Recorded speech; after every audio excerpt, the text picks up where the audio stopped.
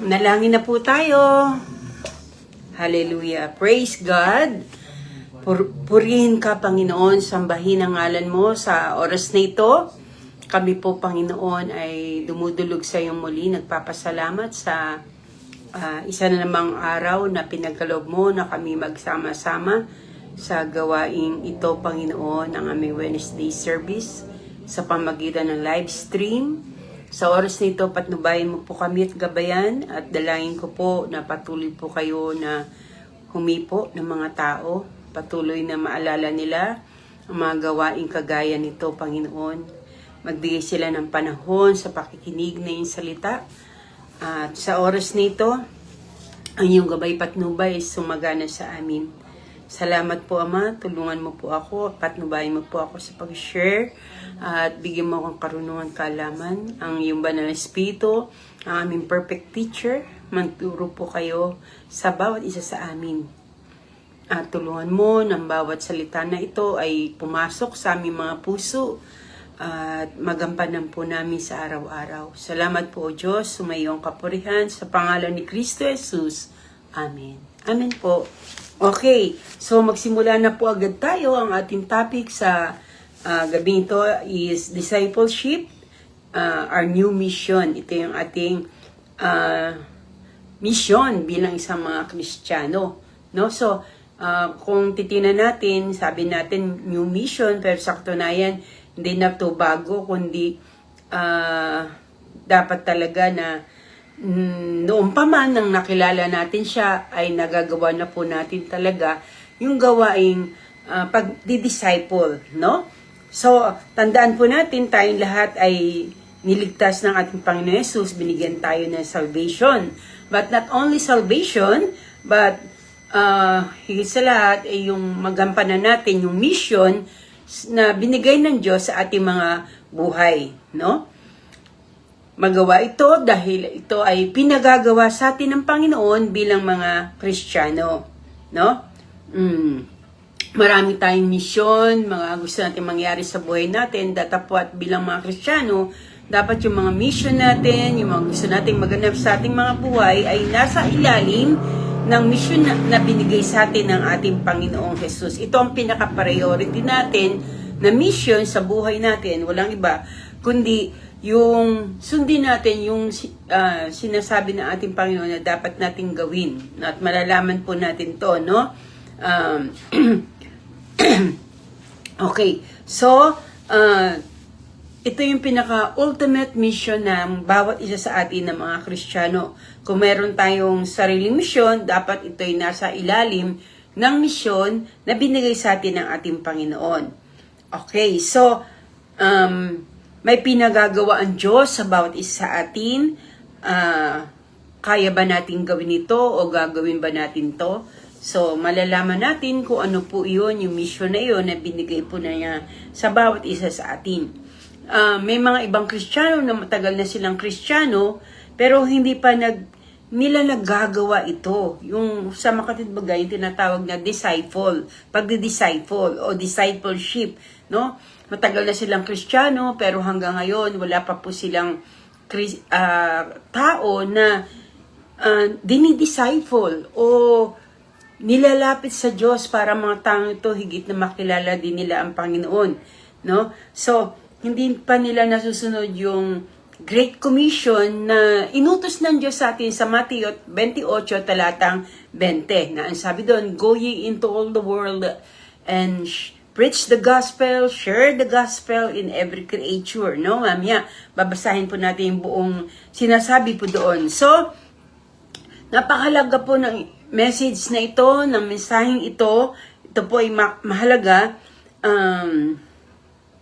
sapagkat alam natin na tayong lahat ay tinawag ng Diyos na bilang mga kanyang mga anak, tinawag tayo ng Diyos na gumanap ng gawain pagdidisciple o pagdidisipulo ng mga tao para sa Kanya, no? Okay, so pag may nililid tayo na tayo ng Christian, pag may nililid tayo na tao kay Jesus Christ, kay Jesucristo, dapat laging tayong handa, no? So, ibig sabihin, Hindi naman kailangan na pumasok pa tayo sa Bible School para gawin po ito.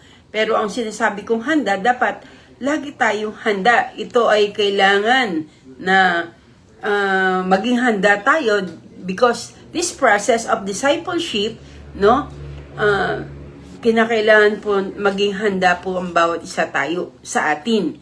At dito sa yung tawag na discipleship, dito tayo natitrain, no? Dito tayo lumalago. Dito lumalalim ang ating pananampalataya sa ating Panginoon, no? So, para makapaglapit tayo ng tao kay Kristo, dapat gawin po natin itong very effective. Sa tulong ng Panginoon, sa tulong ng Banal na Espiritu, ay magagawa po natin to. Sabi sa 1 Peter 3:15, 1 Pedro 3 talatang 15, sabi po diyan, igalang ninyo si Kristo mula sa inyong puso bilang Panginoon. Lagi kayong maging handa lagi kayong maging handang sumagot sa sinumang humihingi ng paliwanag sa inyo tungkol sa pag-asang nasa inyo,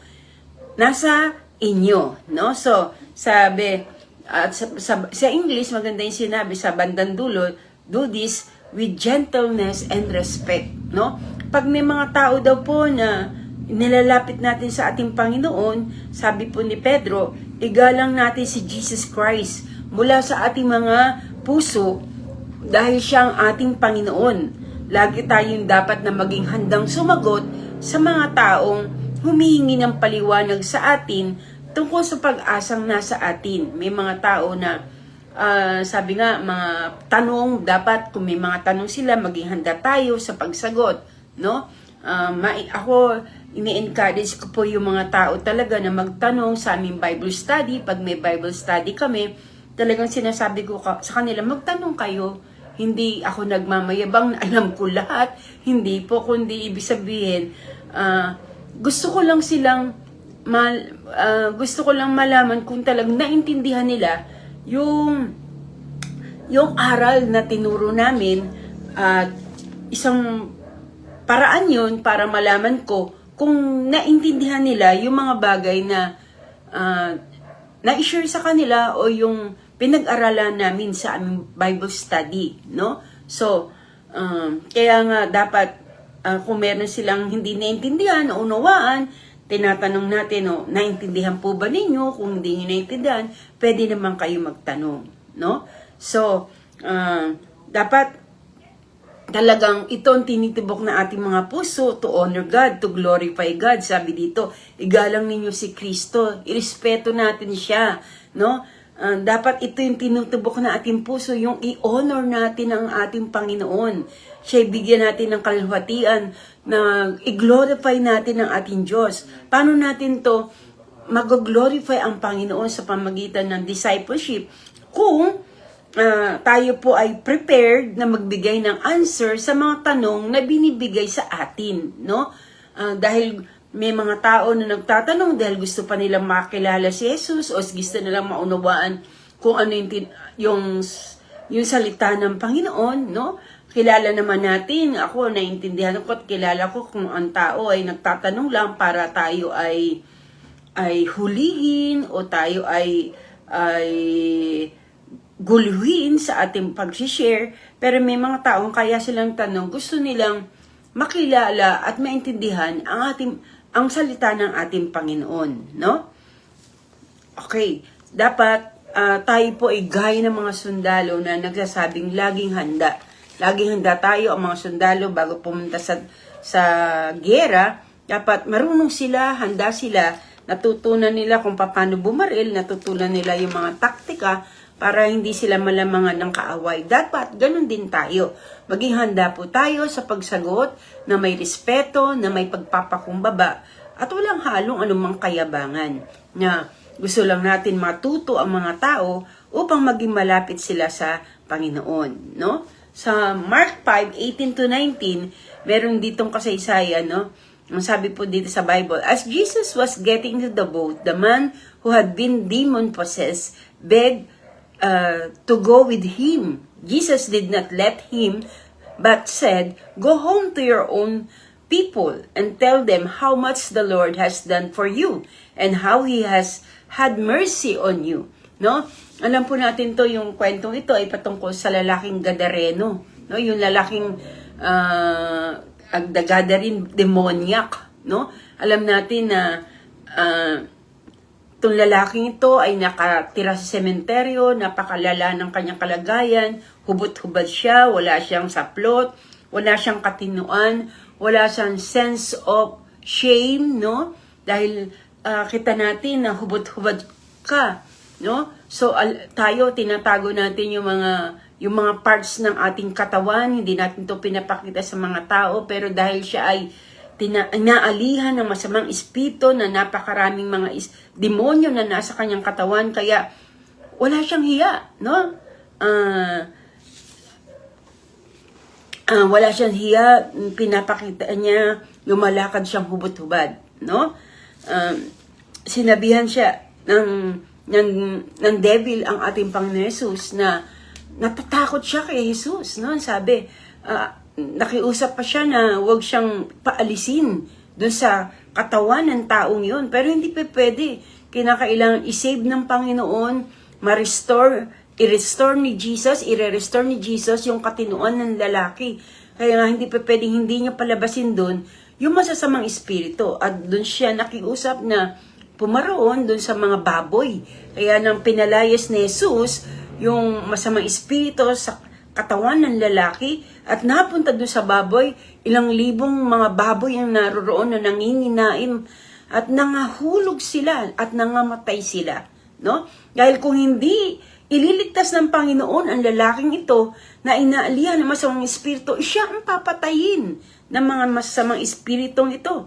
Kaya ang ginawa ng Panginoon, pinalayas niya ng Panginoong Jesus sa katawan ng lalaki yung evil spirit, yung devil sa katawan ng lalaki at nirestore ang kanyang isipan na dati wala siya sa katinuan, hubot-hubad siya, no? Pero nirestore to ng ating Panginoon. Naalala ko, nung siya'y hubot-hubad doon, no? Naalala po ba ninyo ang ating Panginoon, si Jesucristo? Ang sabi, nang siya ipinako sa krus, siya'y hubot-hubad. Wala siyang saplo, tanging yung baba lang niya ang merong kaprasong tela. Bakit? Kung titinan po natin yung ginawa ng ating Panginoong Jesucristo, Jesus took our shame for us, no? He took the shame for us. Kinuha niya yung kahihiyan natin kasi dapat tayo ang napako sa krus eh. Pero yung kahihiyan natin, imbis na tayo maging hubot-hubad doon sa krus, kinuha ng Panginoong Jesus para tayo magkaroon ng katinuan, para tayo magkaroon ng kabaguhan, para tayo magkaroon ng maayos na pamumuhay. Kaya nga kung mga taong nag-alay ng kanilang buhay sa Panginoon, tinanggap si Kristo Jesus, nagiging matino, nagiging maayos ang buhay, nababago ang buhay, no?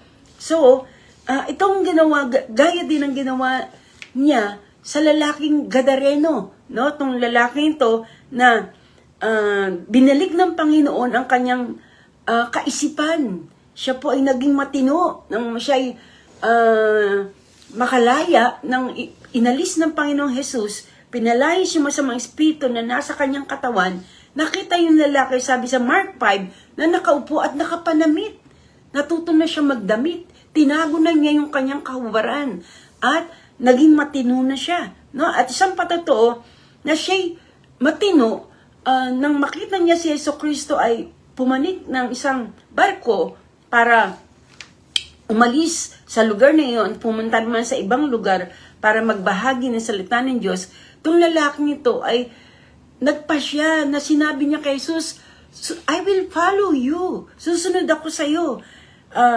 No? Sabi niya, susunod ako sa iyo dahil nakita niya kung gaano siya kinahabagan, kinaawaan, tinulungan, naging maayos na yung kanyang kalagayan. Kaya yung discern niya ay sumunod kay Jesus. Ganun talaga nangyayari kapag tayo ay nakita natin yung habag, awa ng ating Diyos sa buhay natin. Kagaya ko, nang binago ako ng Panginoon, nang inayos niya yung buhay ko, tinulungan niya ako sa aking mga karamdaman, sa problema, no? Sa buhay, nang nirestore niya yung relationship ko sa Kanya, naging matino ako, naging maayos ako, at gusto ko na sumunod sa Kanya. Gusto ko na maglingkod sa Kanya. No? Ganun ang nangyayari kapag ikaw ay nakaranas ng kalayaan mula sa kasalanan. Natututo kang sumunod sa Panginoon, natututo kang maglingkod sa Diyos, natututo kang ialay ang buhay mo sa Panginoon. No? Pero hindi siya pinayagan ni Jesus na sumunod sa Kanya. Dahil hindi pa oras. Kundi ang sabi niya, bumalik ka sa inyong pamilya. No? Sabi, go home to your own people. Bumalik ka sa iyong pamilya, sa iyong mga kaibigan, sa iyong mga kakilala, sa community kung saan naroon ka. At ang binilin sa kanya ng Panginoon, tell them how much the Lord had done for you and how He has had mercy on you. Sabihin mo sa kanila kung ano ginawa sa iyo ng Panginoon at kung gaano Kanya kinahabagan. So, itong lalaking ito ay sumunod sa ating Panginoon, bumalik siya sa kanyang sariling tahanan, sa kanyang bayan, sa kanyang community. At ang sabi, ang lalaking ito ay nakapagwagi ng Decapolis. Pag sinabing Decapolis, napagwagian niya yung mga taong nasa Decapolis. Pag sinabing Decapolis, 10 cities, 10 syudad ang nakalatan niya ng patotoo niya, ng kanyang kabutihan na ginawa sa kanya ng Panginoon. No? So, gayon din po tayo, na tayo ay kinahabagan ng Diyos, ginawa ng dakilang bagay ng Panginoon. Dapat i-share natin yung experience na ito sa ibang tao. Ibahagi mo kung paano mo naranasan ang Diyos, kung paano Kanya kinahabagan, kung paano Kanya tinulungan, kung paano niya in-restore sa iyo yung mga bagay niya na nakaw ng kaaway. No? So, dito pumapasok yung discipleship, no? How to lead others to Jesus. Sa pamagitan ng pagbabahagi mo ng patotoo, naghahatid ka ng mga tao kay Kristo Jesus. No? So, kung ikaw ay isang doktor, halimbawa ikaw ay doktor, if you were a doctor, tapos na-discover mo yung himala, miracle cure for cancer, na nakadiscover ka ng alam mong kagalingan, gamot, nakagalingan para sa mga may cancer. So, kung ito yung na-discover mo, hindi mo ba ito sasabihin sa mga tao, sa maraming mga kakilala mo, sa ikaibigan mo, sa pamilya mo, sa mga relatives mo, hindi mo ba sasabihin? Siguro sasabihin natin. Pero tandaan ninyo, yung kaligtasan nito ay higit pa sa gamot ng cancer. No? Yung bagay na binigay ng ating Panginoon sa lalaking ito, katinuan ng kanyang isip, kalayaan sa mga masasamang espiritu o sa demonyo, no? Ang lalaking ito, nirestore siya ni Jesus Christ sa kanyang binago ang buhay niya, tiyak sasabihin niya ito sa lahat ng mga taong kakilala niya. At itong ginawan ng lalaking ito, no? Binahagi niya saan man siya pumaroon, kaya nga 10 syudad ang nakalatan niya ng testimony niyang ito, ng kabutihan ng Diyos na ginawa sa kanyang buhay. No? So, kung ikaw ay matagal ng Christian at alam mo na si Jesus ang cure, ang gamot, no? Sa pinakamatinding kasalanan at kamatayan ng mundong ito, hindi mo ba ito sasabihin sa mga tao na nasa ganito rin kalagayan na kagaya mo dati? Di ba siguro sasabihin mo? Dahil matagal ka na sa Panginoon, alam mo na siya ang tanging solusyon. Makakapagbigay ng solusyon sa problema ng lahat ng tao, yung tinatawag na kaligtasan. Hindi mo ba ito i-share o babahagi sa mga tao na nakakilala mo? No? Kung meron kang solusyon, ito, hawak-hawak mo, nasa iyo ang solusyon ng iyong kasalanan. Yung solusyong ito ay sa iyong kasalanan, yung kasalanan ito ay mas deadly pa, mas nakakamatay pa kaysa sa sakit na cancer. No? So, naniniwala ko na i-share mo to sa mga tao. Pagsasabi mo yung kagandahan na ginawa sa iyo ng Panginoon. Yun nga lang, makakain ka sa restaurant na napakasarap. Di po ba binabahagi nyo sa iba, sa kakilala nyo? Sinasabi nyo, hoy, kumain tayo doon. Hay, bumalik tayo ulit tayo doon, masarap ang pagkain doon. So, kinakailangan, i-share din natin yung maganda at mabuting naranasan natin na makilala natin ang ating Panginoon. Ito ang pag-share ng good news sa mga tao dahil ito ang tanging solusyon para tayo magkaroon ng kapatawaran sa ating mga kasalanan at ma-restore sa atin yung mga bagay na makalaya tayo sa lahat ng mga bagay na ginawa sa atin ng ating kaaway na dyablo. No? Sabi, go to your people and tell how much the Lord has done for you. Pumaroon kayo sa mga tao na doon kung saan pinanganak ka, doon kung saan nakatira ka. Sabi mo sa kanila kung gaano kabuti ang Diyos at kung gaano kanya kinahabagan. No? So, paano tayo magsisimula sa pagdidisciple? Dahil ito ay ang misyon na binigay sa atin ng Panginoon. Paano tayo magsisimula? Una, no? Pwede natin simulan sa tinatawag na testimony. No? Testimony. Kung ano yung ginawa ng Diyos sa iyong buhay. No? So, we are a witness. Tayong lahat ay mga witness ng ating Panginoon. Saksi tayo. Dapat saksihan natin yung mga ginawa ng kabutihan ng Panginoon sa ating buhay. Kung paano niya tayo kinabagan. Kung paano niya tayo binago. Kung paano niya inayos ang ating mga buhay. Di po ba? So, sa pamagitan ng banal na Espiritu, pwede tayo maging witnesses, maging saksi. Pwede natin saksihan ang ating Panginoon sa pamagitan ng banal na Espiritu na nag-e-empower sa atin, na magbibigay sa atin ng kalakasan na loob para boldly maiproclaim natin yung ating mga testimony, yung ating mga patotoo na binigay ng ating Diyos sa ating mga buhay. At bibigyan ko kayong 3 puntos kung paano i-share yung ating testimony. At least 2 minutes miracles i-share natin. Kahit 2 minuto lang, i-share natin, sabihin natin ng maikli yung ginawa sa atin ng Panginoon. Number 1, describe natin kung paano tayo, kung sino tayo nung wala pa tayo sa Panginoon. Ano ka nung wala ka pa sa Panginoon, nung hindi ka pa born again. Pangalawa, explain mo kung paano ka natin sa punto na sinagmit mo, inialay mo ang iyong buhay para sa ating Panginoon. At pangatlo, describe mo kung ano ang ginawa sa iyo ng Panginoon nung tinanggap mo siya bilang Panginoon at tagapagligtas. No, dito, mag-ukol ka ng mas malaking panahon para sabihin, no, kung paano binago ng Diyos ang iyong buhay. So, napakaganda.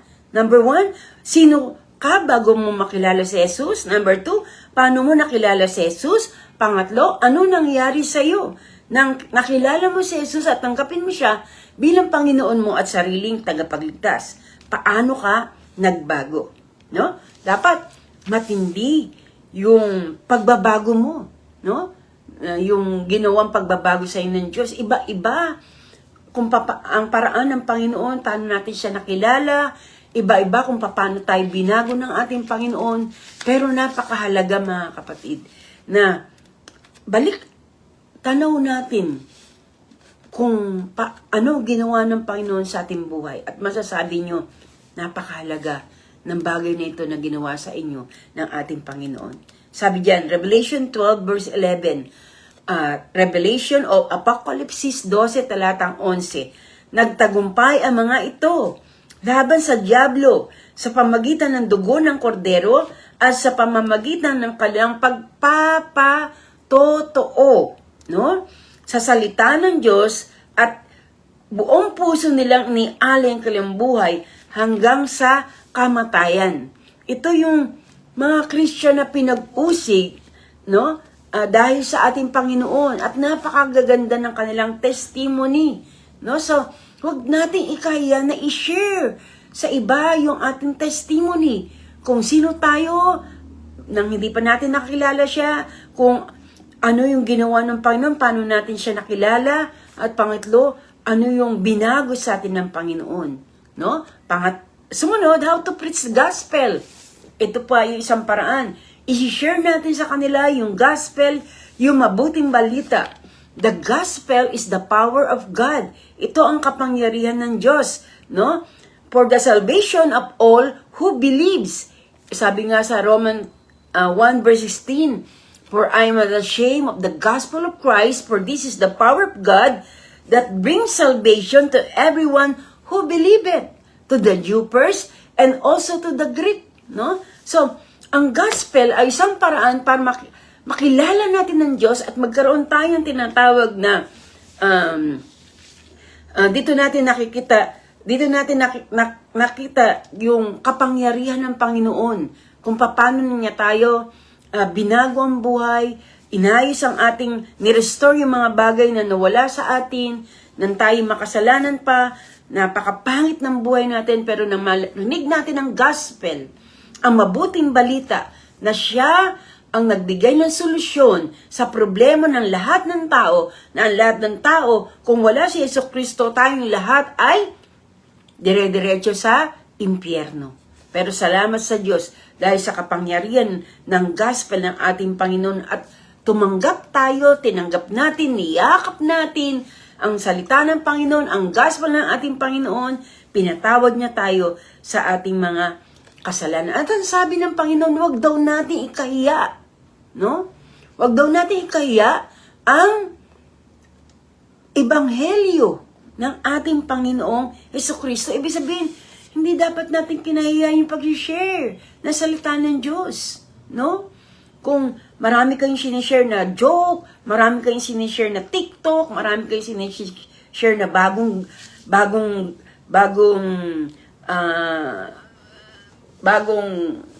tawag dito, yung sa social media, bagong pakulo nila, dapat higit sa lahat hindi tayo nahihiyang i-share yung patungkol sa salita ng Panginoon, patungkol sa mabuting plano ng Diyos sa atin para tayo ay maligtas. Hindi natin dapat ikahiya yun, no? Bakit mo ikakahiya yung bagay na ginawa sa inyo ng Diyos na ikaw ay iniligtas niya, no? Again, Jesus took our shame. Nakakahiya yung ginawa ni Jesus na nabayubay sa krus, nakaunat ang kanyang mga kamay at hubot-hubad siya, nakaprasong tela lang nakalagay sa kanyang harapan, no? Na-expose yung kanyang katawan because of us, no? He took our shame away from us. Inaliyo niya yung kahihiyan natin. Kinuha niya upang tayo magkaroon ng kagaya ng gathering demoniac. Nirestore niya ang katinuan ng lalaking ito. Gayon din ang ginawa sa atin ng Panginoon. Nirestore niya yung katinuan natin na tayo ay talagang papasok sa impyerno kung wala ang ating Panginoon. So, preach the gospel. No? Sasabihin mo, hindi ka marunong o hindi tayo maalam. Kaya nga kahit yung simpleng mga verses lang sa Bible, pwede nyo na simulan ang pag-share ng salita ng Diyos. Dalawa lang na ito, pwede mo nang expose o expand o magkaroon ng exposition yung gospel, no? Sabi Romans 3:23, the wages of for all have sinned and come short to the glory of God. At saka yung Romans 6:23, no? The wages of sin is death, but the gift of God is eternal life through Jesus Christ our Lord, no? So, napakaganda, no? Kung lahat tayo ay bilang mga matagal ng Kristiyano, gawin po natin ang pagdi-disciple, no? How to make disciple? Paano ba tayo magkakaroon ng disciple? As we introduce people to Jesus, kung ini-introduce natin si Jesus sa mga tao, sabi diyan, teach them how to obey God's command. Ito ang sinabi ng Panginoon. Turuan natin sila, no? turuan natin sila kung paano nila susundin ang mga kautusan ng Diyos, no? Si Paul, tinuruan niya si Timothy to transfer everything he had learned to others. Si Paul, tinuruan niya si Timothy at sinabi rin niya kay Timothy, lahat ng tinuro ko sa iyo, i-transfer mo, ituro mo sa iba, no? Okay, at ang tawag dito ay discipleship, no? Yung pasalin-salin na pag-share ng gospel, ng salita ng Diyos, no? At hindi yan pwede huminto. Dapat wag huminto sa inyo. Wag huminto sa mga kabataan. Wag huminto sa mga anak ng Diyos sa ngayon, no? Hindi dapat humihinto, no? Sa Matthew 28:18 to 20, no? Basahin natin. Matthew 28:18 to 20. Sabi diyan sa verse 18, lumapit si Jesus at sinabi sa kanila, ibinigay na sa akin ang lahat ng kapangyarihan sa langit at sa lupa, kaya humayo kayo, gawin ninyong alagad ko ang mga tao sa lahat ng mga bansa. Bautis niyo sila sa pangalan ng Ama at ng Anak at ng Espiritu Santo. 20. Turuan niyo silang sumunod sa lahat ng inuutos ko sa inyo. Tandaan ninyo, ako'y laging kasama ninyo hanggang sa katapusan ng panahon. No? So, kung ito ay di natin priority, ang pag-share ng gospel, ang pagdi-disciple, kung hindi natin to priority, may mali sa atin. There's something wrong in our Christian life. Kung hindi natin priority, yung pagdi-disciple sa mga tao. Anak mo man yan, kaibigan mo man yan, kaklase mo yan, kasamahan mo yun sa trabaho, kung hindi natin sila dinidisciple, hindi natin sila nilalapit sa Panginoon para makilala nila ang ating Panginoon, may mali sa ating buhay, no? Dahil ito yung verse na ito ang masyadong importante sa ating Panginoong Jesus. Biruin nyo, papanik na lang siya sa langit dahil ang ating Panginoon ay nabuhay na muli sa mga patay. Ito yung huling habilin niya sa mga alagad. No? Ang sabi niya, no, ng ating Panginoon sa kanila, ng ating Panginoon, humayo kayo at gawin niyong alagad ko ang lahat ng tao sa lahat ng bansa. Bautis niya sila sa pangalan ng Ama, ng Anak at ng Espiritu Santo. Turuan ninyo silang sumunod sa lahat ng inuutos ko sa inyo. Kaya ito yung tinatawag na Great Commission. Dapat i-embrace natin to. Sampalatayanan natin to. Sundin natin to. Gawin natin to. Sapagkat kung hindi natin gagawin, there's something wrong in our Christian life. So make sure magdini-disciple tayo. Dahil someday, we will face Jesus. Maharap tayo sa harapan ng Panginoon. Face to face. Marahil tatanungin niya kung ilan ang nailapit natin sa Kanya. Ilan ang na-share natin upang mga tao to ay lumago sa pananampalataya. Panghuli, 2 Timothy 2 verse 2. Ikalawang, Timoteo 2, talatang 2. Sabi sa ikalawang Timoteo 2, talatang 2, verse 2 ng 2 Timothy. 2 Timothy 2 verse 2. Ang mga narinig mo sa akin, sarap ng maraming saksi, ay pagkatiwala mo rin sa mga taong may katapatan at may kakayahang magturo naman sa iba. So, ito po yung sabi ng Panginoon, yung narinig mo sa akin, ituro mo rin naman sa iba. No? At yung tinuruan mo, magturo rin siya sa iba.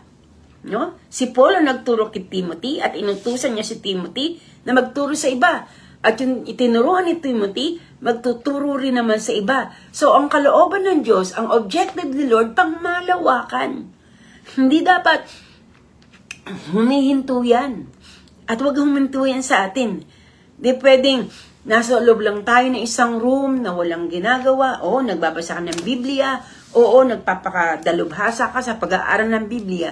Pero kung hindi mo naman sinasabi sa iba, yung mga bagay na natutunan mo, parang wala rin. No?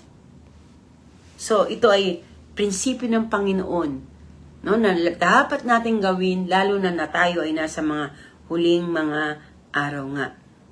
No? Gamitin natin to, yung mga bagay nating natutunan, as a material para magbahagi tayo ng kanyang mga salita. Kaya nga, tinuturuan namin kayo eh.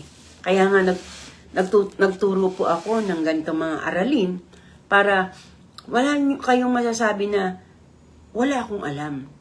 Kaya nga napakahalaga ng pagbabasa ng Biblia at pakikinig ng salita ng Diyos. So after na makinig tayo ng kanyang mga salita, dapat sundin po natin ito.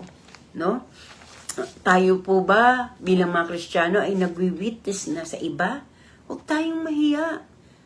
Hindi tayo Kristiyanong wala tayong silbi kapag Kristiyano ka nga, naturingan kang Kristiyano, pero hindi mo naman sinishare sa iba yung mga bagay na ginawa sa'yo ng Panginoon. Hindi ka nagsishare ng gospel sa ibang mga tao. Share your 2-minute miracle. Ibig sabihin, your testimony. No? And pray for them. Yung mga taong sinisharean nyo, panalangin nyo. At patuloy lagi tayong yumaon at gumawa ng disciple. Lahat ng mga tao na gumagawa nito, pagdating ng panahon, pag harap natin sa ating Panginoon, bibigyan tayo ng korona ng buhay. Kung tayo po ay nakapag-akay ng mga kaluluwa sa ating Panginoong Jesucristo. Ilan po, mga kapatid, manalangin na po tayo. No? Sana ay sundin po natin, ganapin po natin ang salita ng Diyos na ito. Hallelujah. Praise God. Maraming salamat po, Ama, sa mga bagay na tinuro niyo sa amin sa gabing ito. Tulungan mo ng bawat isang tagapakinig at yung mga makikinig pa. At dalahin ko po lahat po ng mga leaders sa church, worship team, lahat ng mga ginagamit mo ay magawa pong gawain pagdi-disciple. Lord, alam namin katungkulan namin to bilang mga anak mo, bilang mga tinawag mo, bilang mga tinubos mo sa aming mga kasalanan. Tulungan mo po kami na magpagamit para marami pa kami mailapit na kaluluwa sa iyo. Lord, dalangin ko, bibigyan mo kami ng kakayanan, lalo na po yung mga bago-bago na ngayon palang gagawin ng pagdi-disciple. Bigyan mo sila ng mga salitang ilalagay sa kanilang mga bibig at ituro mo sa kanila ang dapat nilang salitain. Makita nila na tapat ka na tumutulong sa mga taong sumusunod sa iyo. Pagpalain mo ang buhay ng mga sumusunod sa iyo at susunod sa iyo. Tulungan mo po na magampanan po nila ang gawain ito, ang bagong misyon na pinagkaloob mo sa amin bilang mga anak mo na kami mag-disciple sa mga tao. Ipagkaloob mo sa amin ang mga kaluluwang ito, Panginoon. Dalhin mo sa amin ang mga taong ito at bigyan mo kami ng karunungan, kaalaman, kakayanan ng bawat isa na magbahagi ng iyong salita at mapagwagian namin ang mga kaluluwang ito, Panginoon. I-bless mo ang lahat ng mga dumadalo sa church, sa Jesus the True Light Church. I-bless mo lahat ng tagapakinig. I-bless mo lahat ng mga sumusunod sa iyo. At nawa, Panginoon, gamitin mo kami para makapaglapit ng mga kaluluwa sa paanan ng aming Panginoong Jesus. Salamat po. Napakadakilang yung ginawa ng Panginoong Jesus sa krus ng Kalbaryo kung paano inialay niya ang kanyang buhay para sa amin. Hindi kami dapat mahiya na ipagsabi ito, ipagkalat ito na mayroong isang dakilang Diyos na inialay ang kanyang buhay sa isang makasalanan. Hindi kami dapat mahalin, ibigin o alayin ang buhay na isang makapangyarihang Diyos. Pero dahil napakalaki at napakalawak ng pag-ibig ni Jesus, ginawa niya ito para sa atin lahat. Salamat po, Ama. Patuloy na maghari ka sa aming mga buhay at nawa maging bukas itong sa kanila, mabuksan ang kanilang kaisipan upang sumunod sa iyong salita sa bagong misyon na pinagkaloob mo sa amin na magwagi ng mga kaluluwa at magdisipulo ng mga tao sa aming Panginoong Hesukristo. Ingatan mo po ang buhay ng bawat isa. Pagpalain mo ang aming mga kapatid na nakinig at makikinig pa. Kayo po nakakabatid ng mga pangangailangan ng bawat isa. Sa mga may sakit at karamdaman, patuloy na kalooban mo ng kagalingan. We're praying for Sister Hazel Adriano na ngayon na nakakonfine sa hospital. Lord, the spirit ng virus ng dengue, Panginoon, binawasak namin sa kanyang katawan sa pangalan ni Jesus at pagkalooban mo siya ng kagalingan na nagmumula po sa iyo. Gayun din po, God, we're praying, Lord, na patuloy na kayo po magbigay ng himala at kagalingan sa mga kapatid po namin na nasa banig ng karamdaman o may mga sakit at karamdaman. Mga kapatid po namin nagpapakemotherapy, Sister Laila, Sister Malu, Sister Lisa, o kung ano pa man yung problema niya sa kanyang katawan. Lord, we are praying for healing. Gayun din po, Panginoon, Sister Jennifer. Lord, likhaan mo sila ng pananampalataya at patuloy na kagalingan sa kanilang pangangatawan. Gayun din yung mga mahal sa buhay ng aking mga kapatid na may mga karamdaman at sakit. Gumawa ka ng dakilang himala sa kanilang buhay.